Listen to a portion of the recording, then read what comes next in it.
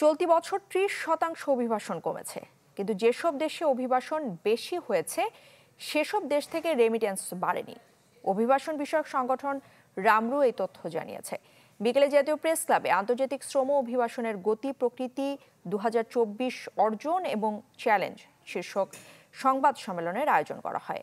সুপারিশ করা হয় বিদেশগামীদের দক্ষতা বৃদ্ধিতে 6 মাস প্রশিক্ষণ চালু করার। এছাড়া নতুন শ্রম বাজারের চাহিদা অনুযায়ী প্রবাসী কল্যাণ মন্ত্রণালয়ের দক্ষ জনবল নেই বলেও জানায় প্রবাসীদের অধিকার নিয়ে কাজ করা এই সংস্থাটি।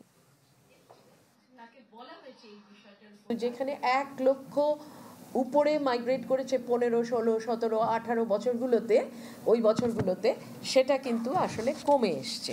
আমার বাজারটা ক্রমাগত সংকুচিত হচ্ছে।